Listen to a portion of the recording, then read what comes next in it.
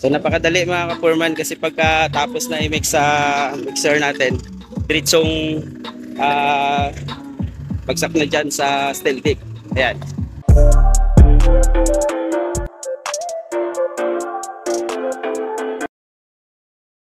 Naman sa nagsabi na maggalaw yung buong building, yung bubuhusan natin. So hindi mangyayari yun na gagalaw kasi napakaliit lang ng makina ng aming mixer. 7 horsepower lang. So at saka kita naman ninyo itong support namin na ginagawa sa ilalim. Ayan oh. Ayan. Grabe yung support na ginawa namin. So napakatibay mga kapurman. Hindi mo masabi na gagalaw yan sa isang mixer lang na napakaliit ng makina. Yan. So, mixer one bagger lang. So, kita naman natin na puro GI yung gamit namin dito.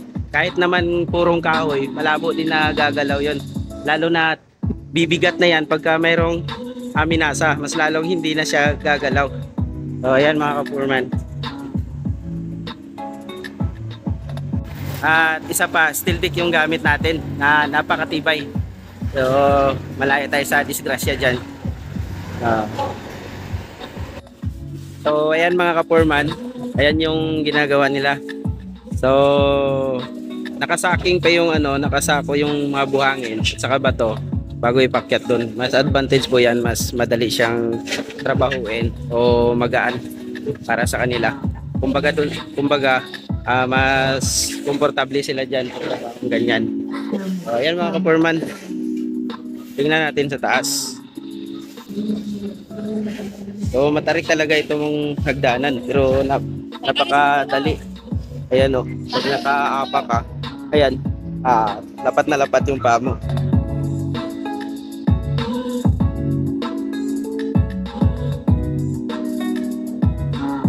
Ayan yung tropa natin. So napakadali mga ka-foreman kasi pagkatapos na i-mix sa mixer natin, diretsong bagsak na dyan sa steel tip. Ayan. Kung mapapansin nyo. So dito na portion, may nabuhusan na tayo dyan. Ito na naman sa kabila.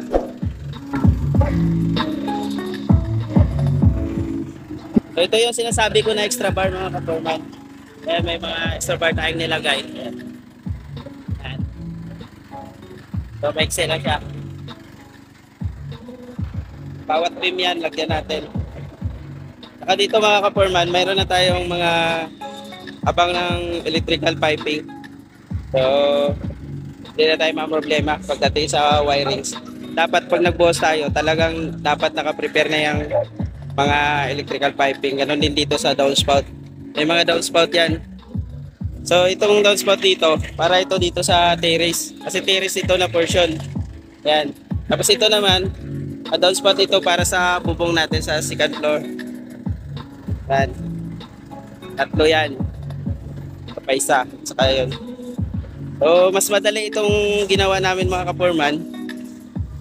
Naipakyat natin ang mixer. Kasi mas hindi mahirapan yung tao natin.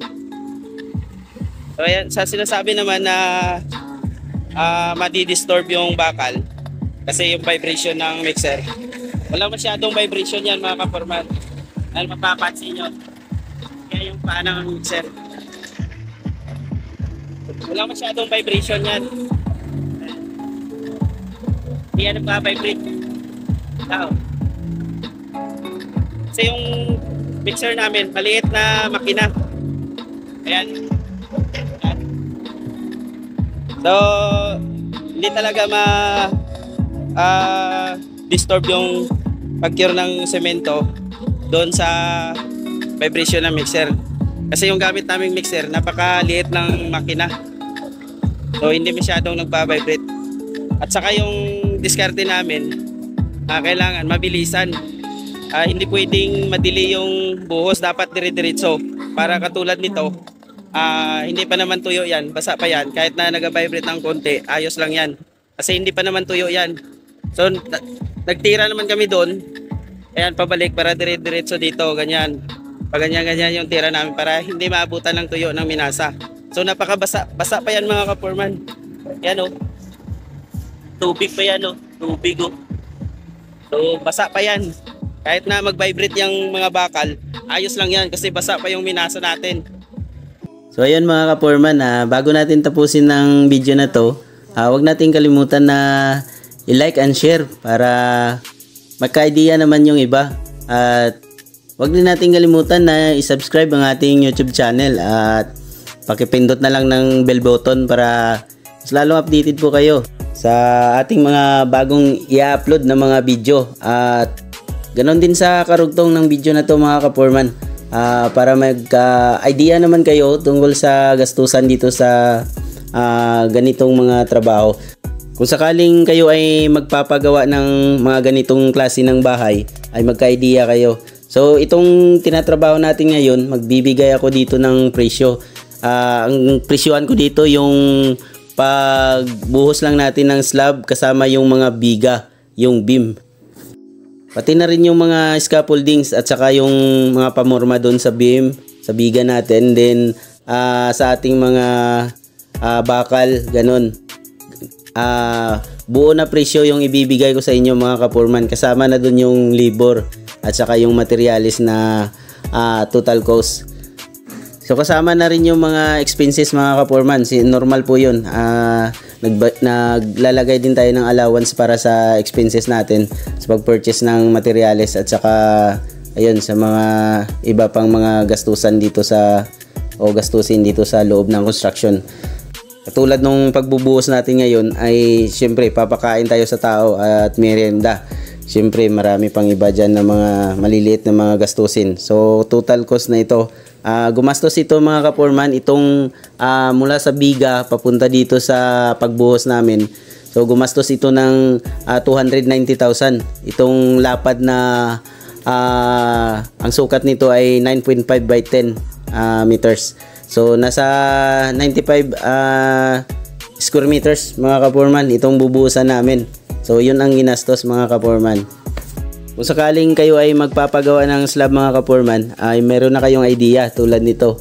So talagang magastos po ang mga ganitong klase ng mga bahay, lalo na doon sa umpisa doon sa pundasyon at saka mga columns natin. So ayan mga ka-foreman, ito na yung dito sa taas. So ang 22 days na namin ngayon. So ayan.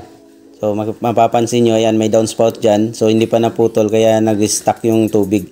So ayan mga ka-foreman, sa diskarte namin na ilang ulit namin ni Bornel, ayan, kita nyo doon sa itaas mayroong mga tubig na nakastack. Pero dito kahit ni isang tulo walang tumagos dito sa gilid. Kahit na steel deck yan, kung may tulo yan, tatagos yan doon sa gilid ng beam.